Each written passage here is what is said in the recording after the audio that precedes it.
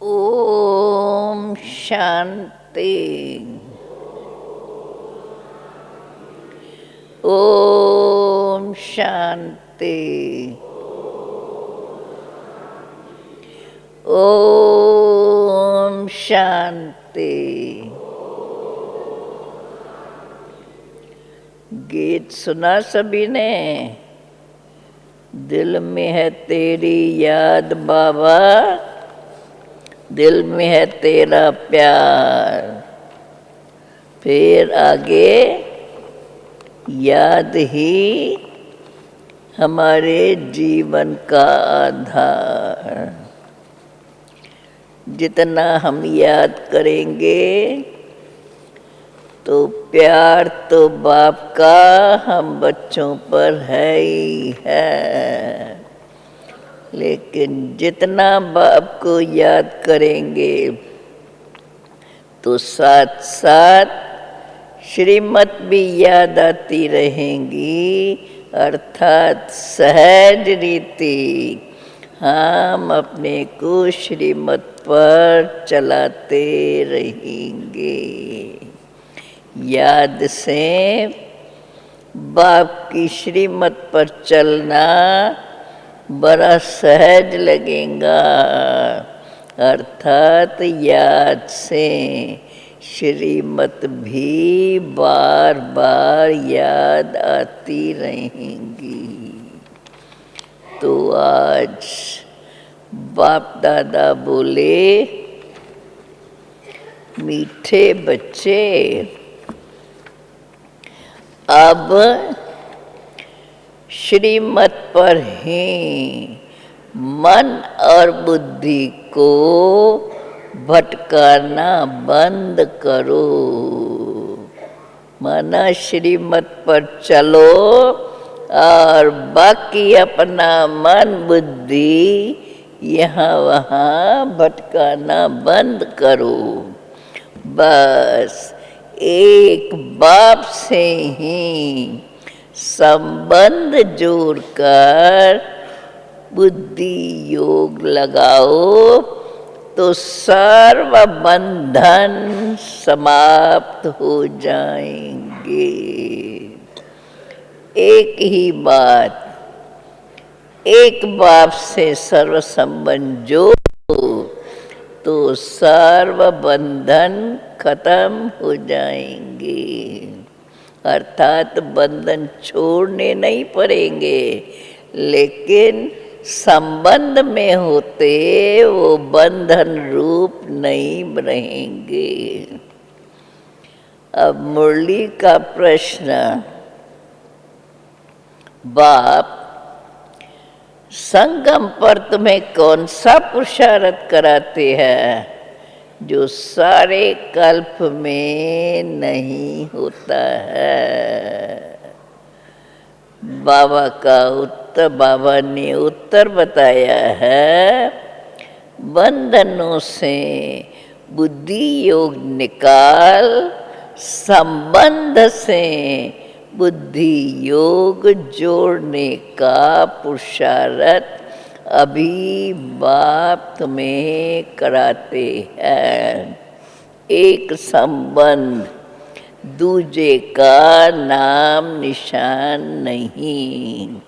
इस समय ही एक तरफ तुम्हें संबंध खींचता तो दूसरे तरफ बंधन भी खींचते हैं। यह तुम्हारी युद्ध चलती रहती है।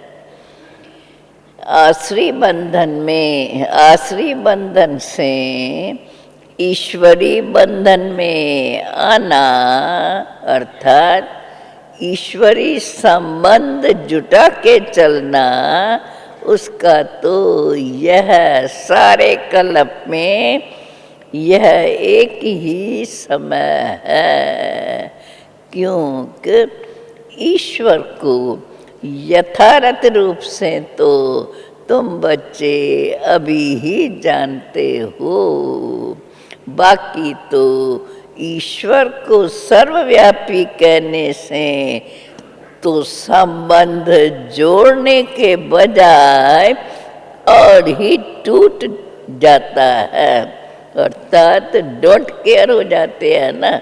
ईश्वर तो सब में है, वो तो हमें देखता ही है, जानता ही है, ऐसे कह के चला लेते हैं। बाप कहते हैं तो संबंध टूटने से बुद्धि विपरीत बन जाती है।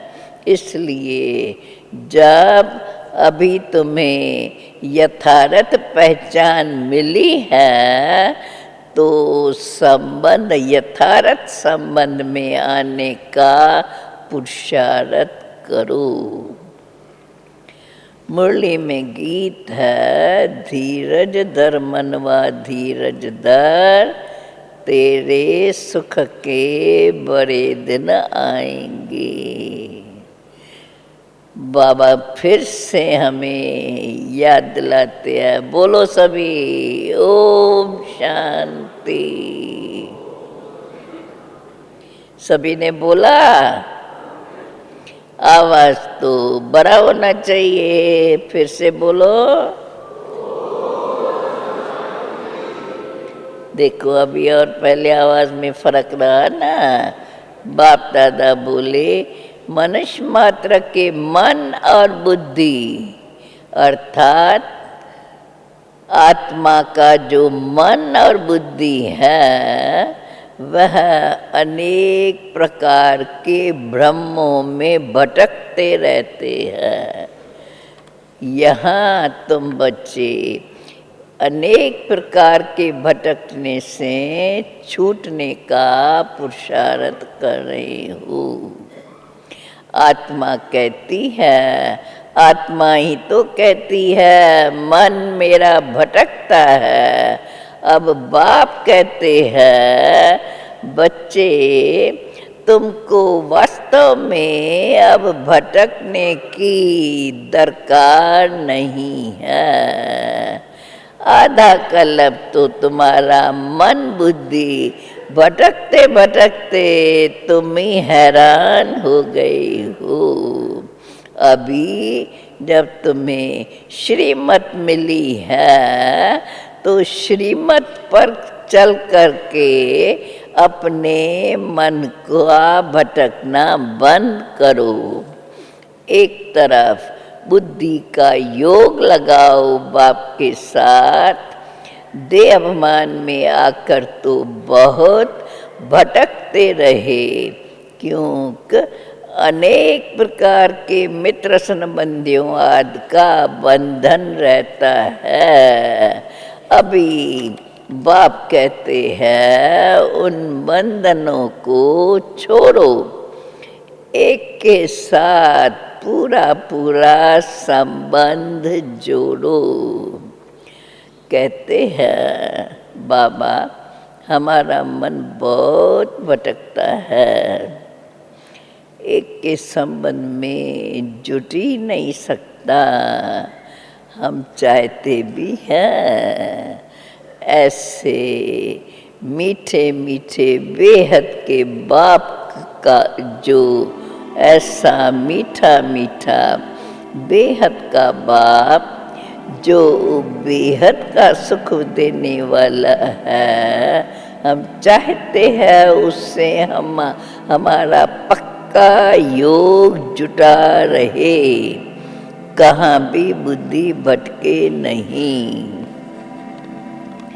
बाप कहते हैं बच्चे आधा कल्प से तुम आसरी मत पर भटकते भटकते हैरान हो गए। अब यह भटकना छोड़ दो। अब तो यही याद रखो मैं आत्मा हूँ। यह बात भूलने से ही जब अपने को देह समझते हैं तो देह के साथ तुम्हारे संबंध हो जाता है। देह समझते हो तो देह के संबंधों के साथ अनेक प्रकार के संबंध हो जाते हैं। बाबा ऐसे नहीं कहते हैं कि संबंध तोड़ दो, लेकिन तुम इस मृत्यु लोक के बंधन में रहते हुए भी ईश्वरीय संबंध याद करते रहो। अब ये इस दुनिया के है कलयुगी बंधन, और बाप का तो है एक का संबंध। बंधन होता है दुख का, और संबंध से तो वास्तव में सुख ही मिलता है।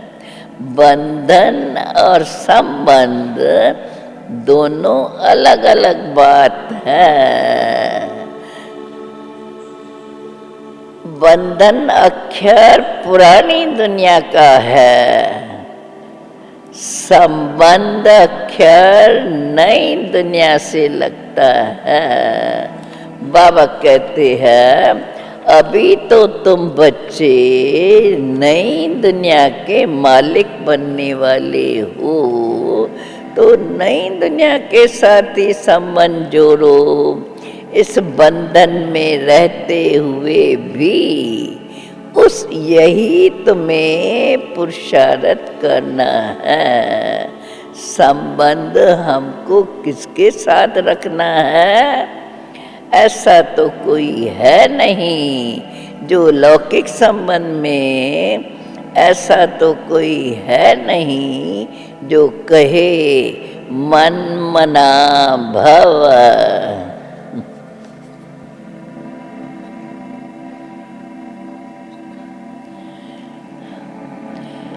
और कहे ऐसा कोई नहीं जो तुम्हें कहे मन मना भव और मध्याजी भव।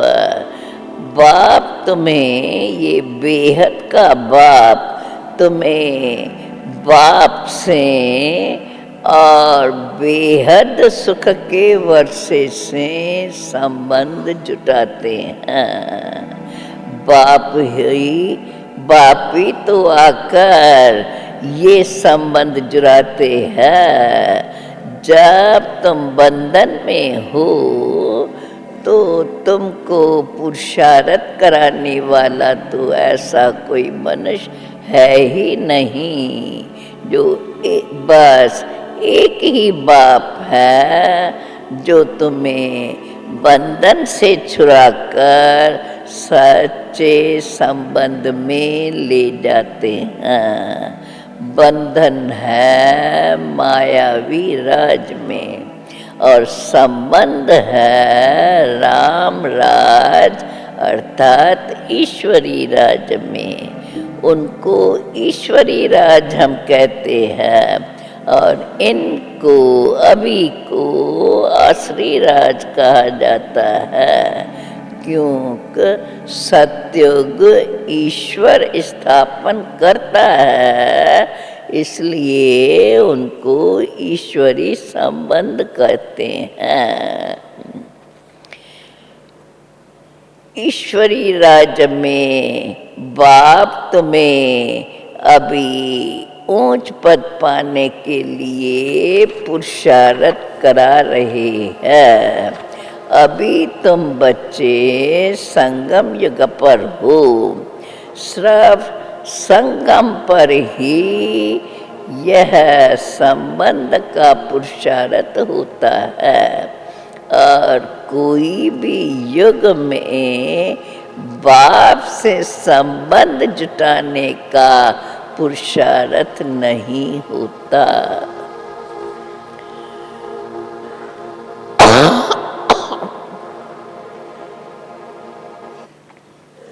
बाप कहते हैं मैं आकर तुम्हें बंधनों से मुक्त कर संबंध में बुद्धि योग लगवाता हूँ। सतयुग में तो नए संबंध की प्रारंभ अभी के पुरुषार्थ से ही तो मिलती है। जो बच्चे संबंध को जानते ही नहीं, जो बच्चे इस नए संबंध को जानते ही नहीं, वे फिर पुरुषार्थ भी कैसे करेंगे? ये तो ज़रूर होगा, एक तरफ संबंध खींचेगा और दूसरी तरफ बंधन खींचेगा। कलयुगी संबंध को बाबा बंधन कहते हैं और बाप से संबंध वो तो हमें सत्युगी दुनिया में ले जाता है।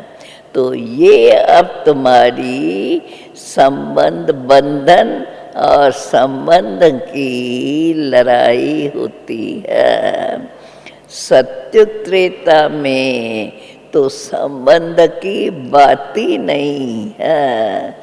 द्वापर कलयुग में भी अब देखो संबंध की बात नहीं, वास्तव में संगम पर ही संबंध और बंधन का ध्यान रहता है। अब तुमको ही बंधन और संबंध में पता है, वहाँ तो सत्युग में तो एक ही बात है। अभी बाप आया है तो हमें लौकिक संबंध बंधन लगता है और बाप का सच्चा संबंध जिसमें हमें सुख की प्राप्ति होती है। आश्री बंधन में तुम्हें रावण ले आया है। बाबा कहते हैं यह संगम पर ही संबंध और बंधन का ध्यान रहता है। अभी तुम बच्चे जानते हो आश्री बंधन से हम ईश्वरी संबंध में जा रहे हैं। संगम पर ही पुरुषार्थ कर किया जाता है। संगम है ही पुरुषार्थ का युग। अब तुमको ही बंधन, तुम बच्चों को ही अब बंधन और संबंध का पता है। आश्री बंधन में तो रावण ले आया है, ईश्वर ने फिर हमें ईश्वरी संबंध में ले आते हैं। बाप तुम्हारा बुद्धि योग अभी अपने साथ जुड़वाते हैं, जिससे तुम स्वर्ग के मालिक बनते हो। भक्ति में जो भी पुरुषार्थ करते हैं, वास्तव में वो तो उससे तो प्राप्ति होती नहीं, तो वो तो है अयथार्थ पुरुषार्थ। यथार्थ पुरुषार्थ तो वह परम पिता परमात्मा ही इस समय आकर कराते हैं। बाकी सर्वव्यापी के ज्ञान से परमात्मा से संबंध हो ही नहीं सकता और ही टूट पड़ता है। अब आश्री बुद्धि होने के कारण अभी तो ऐसे कहते हैं परमात्मा सर्वव्यापी, अर्थात कच्छ मच्छ सब में, पत्ते पत्ते में भी परमात्मा है। अभी तुम बच्चों ने एक बाप से अपना बुद्धि योग जोड़ा है और स्वर्ग अर्थात वैकुंठ के राजाई के लिए तुम अभी पुरुषार्थ कर रहे हो। जो शास्त्रों में तो भगवानो वाचा अर्जुन के प्रति लिख दिया है, वास्तव में सिर्फ एक अर्जुन थोड़े ही होगा। भगवान ने तो राजयोग बहुतों को ही सिखाया होगा ना, नहीं तो स्वर्ग की राजधानी कैसे स्थापन हो सकती।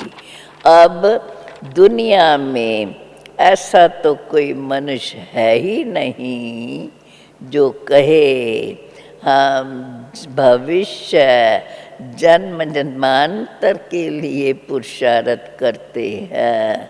अभी सिर्फ तुम ब्राह्मण बच्चे ही ये कर पुरुषार्थ कर सकते हो।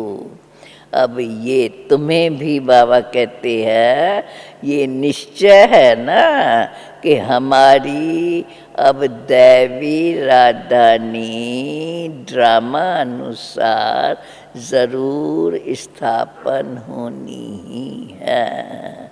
अगर हम नबी पुरुषार्थ करेंगे तो भी राजधानी तो ज़रूर स्थापन होनी ही है।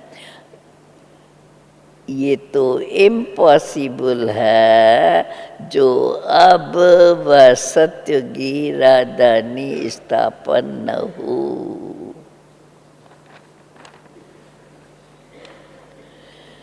ड्रामा अनुसार तुम्हें वापी आकर के पुरुषार्थ कराते हैं तो ज़रूर हमें ड्रामा अनुसार पुरुषार्थ करना भी पड़ेगा।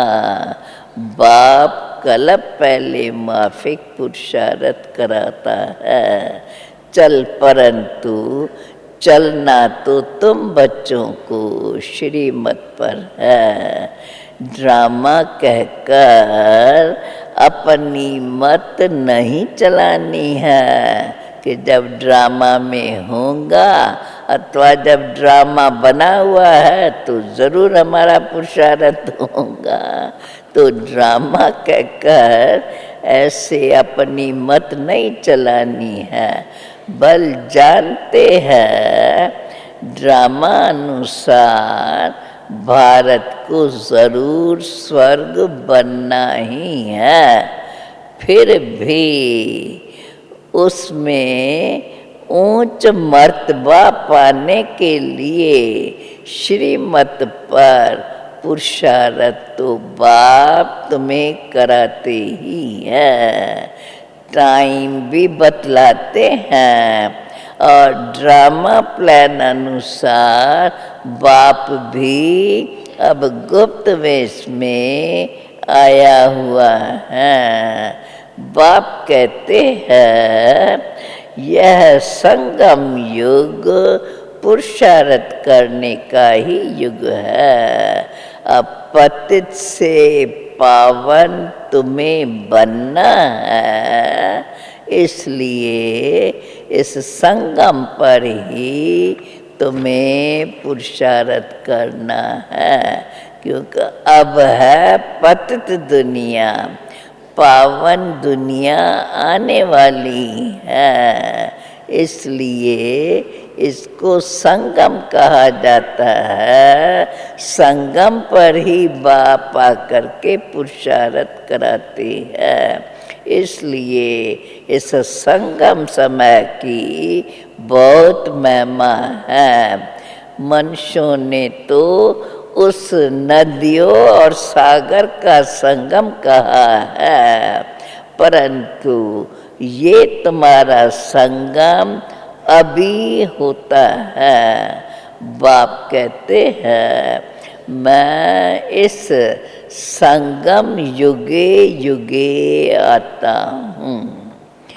सारी दुनिया पतित ज़रूर बननी ही है और फिर पावन भी ज़रूर बनना है, लेकिन पावन बनाने वाला एक बाप ही है। इसलिए याद रहे अब तो वो क़यामत का समय नज़र आ रहा है। इसलिए बिगर पावन बनने कोई भी सजनी परम पिता परमात्मा साजन के पिछाड़ी जा नहीं सकती। देखो तुमने देखा है ना, ये टिंडरियाँ मकर चलाते हैं, मकर जाते हैं ना,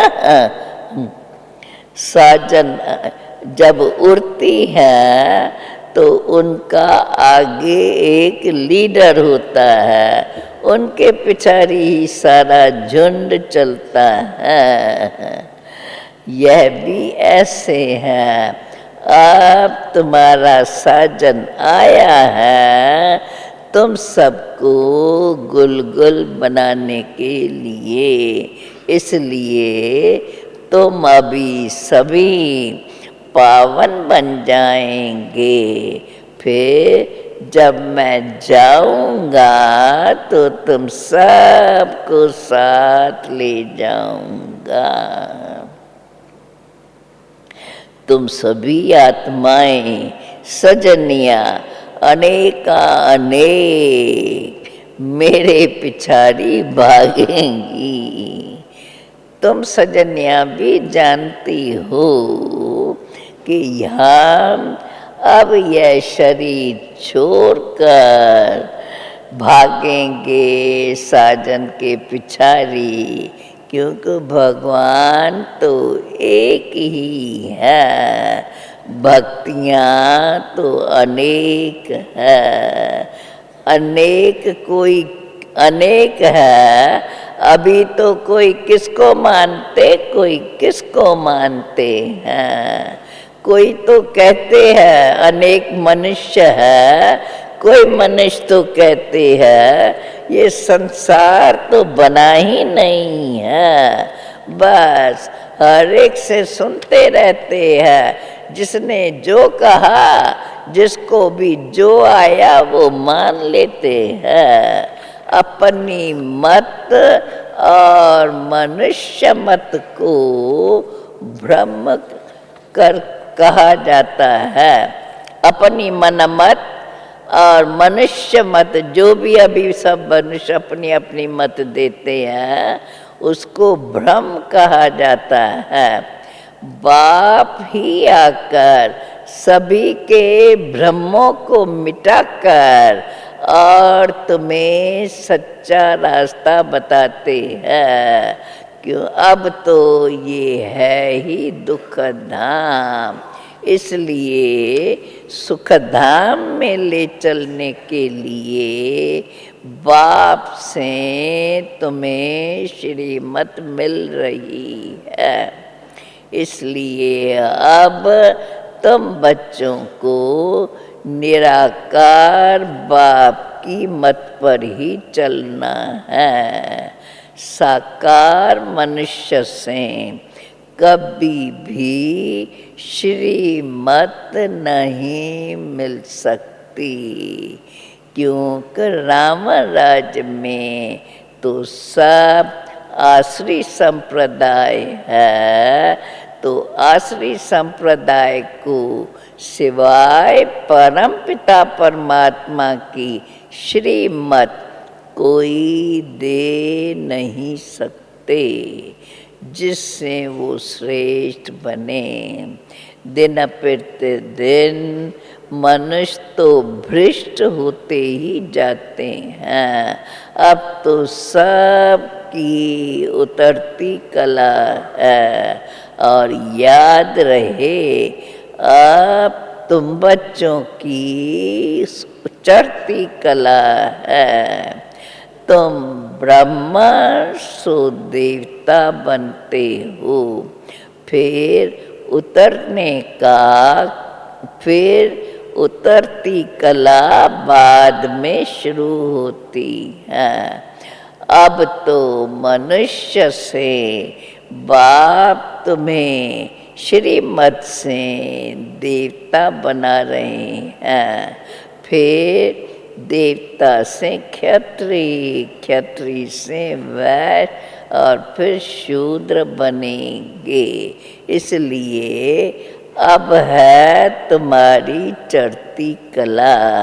कहा जाता है चढ़ती कला तेरे भाने सर्व का भला।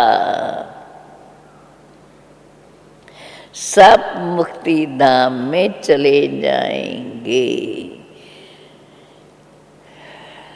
और तुम जीवन मुक्ति में चले जाएंगे।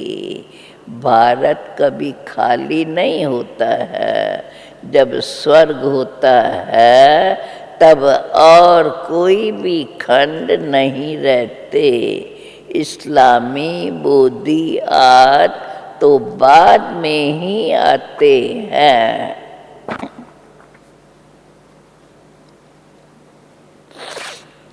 उनके पहले इस्लामी बोधिया और धर्मों के पहले सिर्फ एक सूर्यवंशी राज पहले, फिर है चंद्रवंशी राज। स्वर्ग में है सूर्यवंशी राज, तो पहले सूर्यवंशी और फिर त्रेता में चंद्रवंशी रामराज। बाद में ये और सब धर्म आते हैं। पहले क्राइस्ट नहीं था तो बोधि थे नहीं। पहले क्राइस्ट नहीं था तो बोधि थे। बोधि नहीं थे तो पहले इस्लामी थे। इस्लामी नहीं थे तब ये राम राज था। और उनके पहले सूर्यवंशी राज था। अब सूर्यवंशी और चंद्रवंशी दोनों घराने नहीं हैं। बाप आकर 3 धर्म स्थापन करते हैं। अभी बाबा कहते तुम सब हो ब्रह्मा मुख वंशावली, सच्चे सच्चे ब्रह्मा। जो तुम ब्रह्मा देवता बनने के लिए पुरुषार्थ कर रहे हो। शूद्र ये पुरुषार्थ नहीं करते। ब्राह्मणों को ही ब्रह्मा के द्वारा यह श्रीमत मिलती है, जिससे अभी तुम बच्चे श्रेष्ठ देवता बनते हो। बाकी अभी थोड़ा समय आकर रहा है। बस अब तो विनाश आया कि आया। देखते रहते हो हालतें बिगड़ती जाती हैं। बिगड़ने में टाइम तो लगता है ना। अगर एक ने बम चलाया तो फिर दूसरे भी चलाने लग पड़ते हैं। अभी तुम बच्चे सूक्ष्म वतन, मूल वतन, फिर वैकुंठ भी दिव्य दृष्टि के द्वारा देख करके आते हो। साक्षात्कार होता है, हुआ है ना। कृष्णपुरी का भी साक्षात्कार हुआ है। बाकी अब वहाँ जा नहीं सकते हो। जाने का समय तो तब होगा जब शिव बाबा यहाँ से साथ में ले जाएंगे। बाकी अब तो साक्षात्कार ही होता रहेगा। बाबा कहते हैं अब तुम्हारा मुझ ईश्वर के साथ संबंध जुटा है, तो तुम्हारी रावण के राज के तरफ पीठ है और मुंह राम राज के तरफ है। अभी हो तुम ब्राह्मण वर्ण में। ये वर्ण ब्राह्मण, क्षत्रिय, वैश्य, शूद्र, ये वर्ण अविनाशी चले ही आते हैं। प्रजापिता ब्रह्मा के बच्चे ब्राह्मण जरूर चाहिए। तुम ब्राह्मणों को दादे से वर्षा मिलता है। ब्राह्मणों का बाप ब्रह्मा और दादा से बाबा, तो दादे से वर्षा मिलता है। स्वर्ग की स्थापना करने वाला, राज योग सिखाने वाला तुमको शिव बाबा है। यह ईश्वरी वर्षा तुम्हारा आधा कल्प चलता है, फिर मिलता है आसुरी राज। चढ़ती कला 21 जन्मों के बाद ही पूरी होती है। फिर आसुरी राज शुरू होगा। असुर है ये रावण, परम पिता को तो कहा जाता है, वो तो है ही बिंदी मिसल। दुनिया इन बातों को जानती नहीं कि वास्तव में शिव का रूप क्या है। वे तो समझते हैं इतना बड़ा लिंग है, शिवलिंग की पूजा करते हैं ना। बाबा कहते हैं वास्तव में जैसा तुम आत्मा का रूप बिंदी है, वैसे ही मुझ परमात्मा का रूप भी बिंदी मिसल है। जैसे तुम चमकता हुआ सितारा है, वैसे मैं भी चमकता हुआ सितारा हूँ, परंतु मैं सदैव परम धाम में ही रहता हूँ, जन्म मरण में नहीं आता हूँ। और तुम आत्माएं जन्म मरण के चक्कर में आते हो। मैं हूँ पतित पावन, तो ज़रूर मुझे परम धाम में ही रहना पड़े। अभी तुमको मैं पावन बना रहा हूँ। ये शुरू की मुरलियाँ सुन रहे हैं ना, बड़ी भारी भीति है, अर्थात प्राप्ति बहुत है। 21 जन्मों के लिए तुम विश्व का मालिक बनते हो। पुरानी दुनिया को इसलिए अब सिर्फ तुम्हें पुरानी दुनिया को बुद्धि योग से भूलना है। कहते भी तो है ये बच्चा अथवा ये धन ईश्वर ने दिया है, कहते तो हो।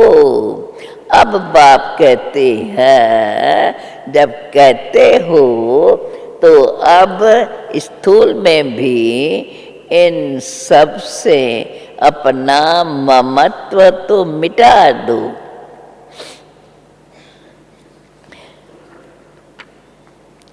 ये तो कुछ है नहीं, सब खत्म हो जाने वाले हैं। बाप कहते हैं इसलिए जानते भी हो कि सब तो खत्म होने वाले हैं, तो अब तो इनों से ममत्व तोड़ दो।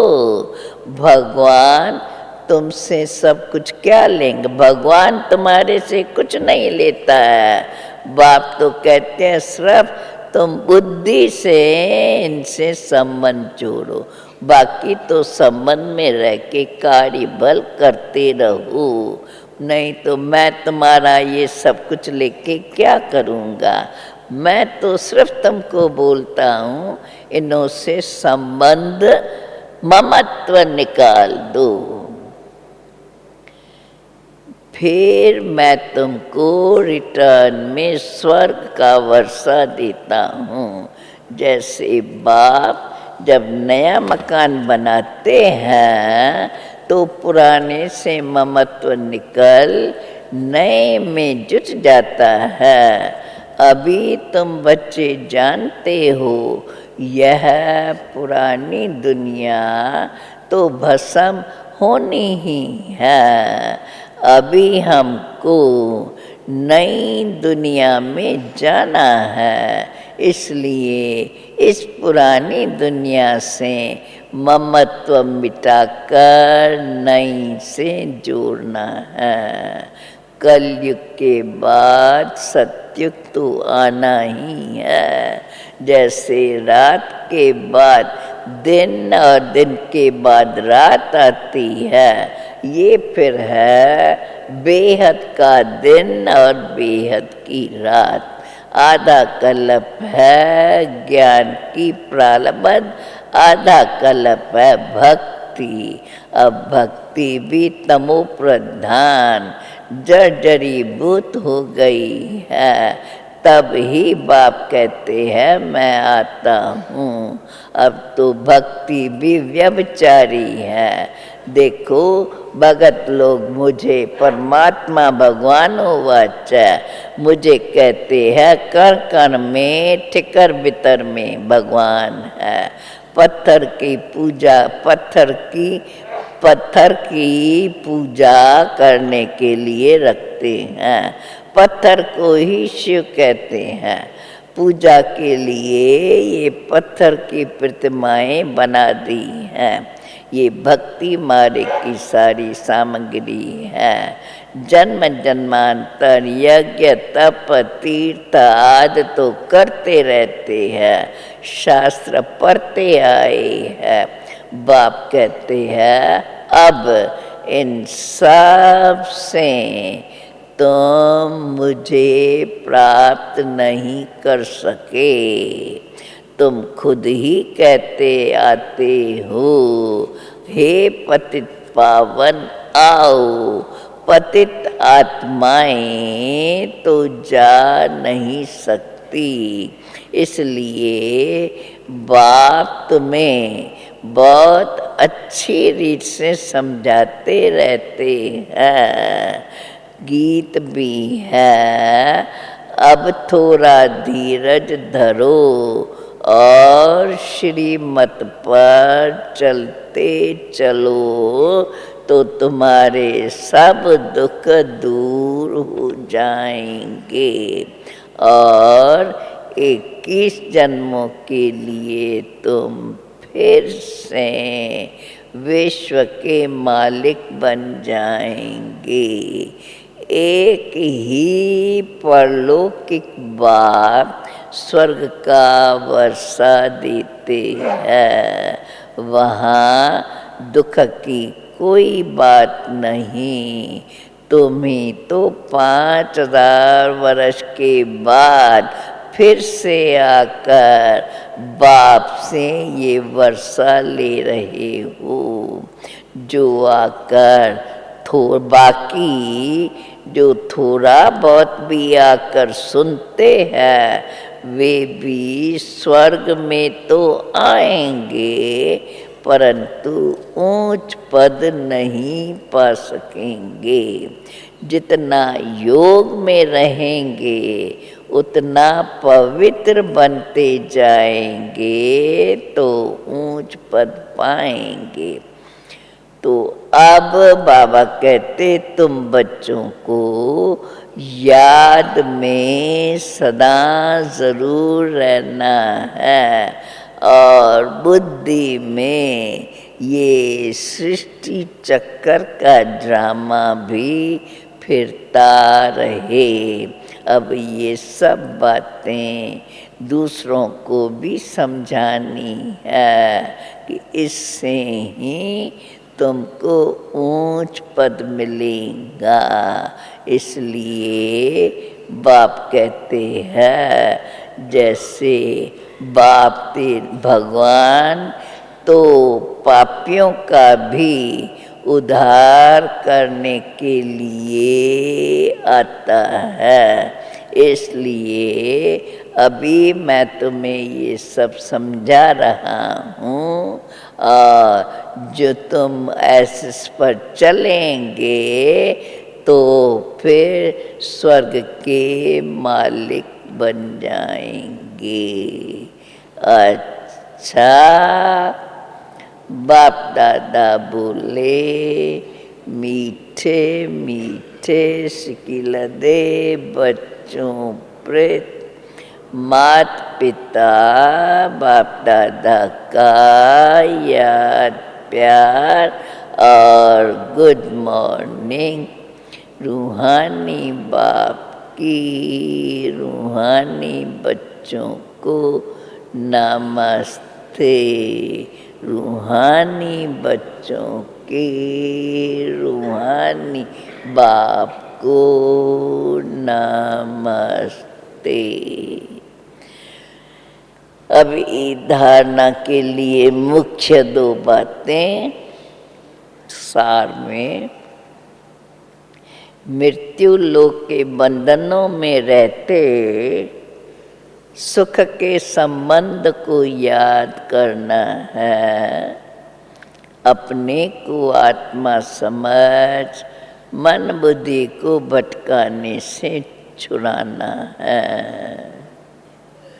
दूसरी पॉइंट है, पुरानी दुनिया खत्म होनी है, इसलिए इससे ममत्व मिटा देना है। सभी भ्रमों से बुद्धि योग निकालने के लिए श्रीमत पर ही चलना है। लास्ट में आज का वरदान है, दुख की लहरों से न्यारे रहकर प्रभु प्यार का अनुभव करने वाले खुशी के खजाने से संपन्न भव।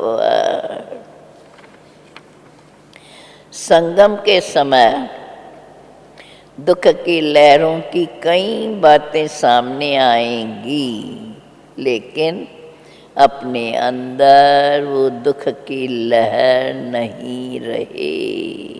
जैसे गर्मी की मौसम में गर्मी होती है, लेकिन स्वयं को बचाना अपने ऊपर है।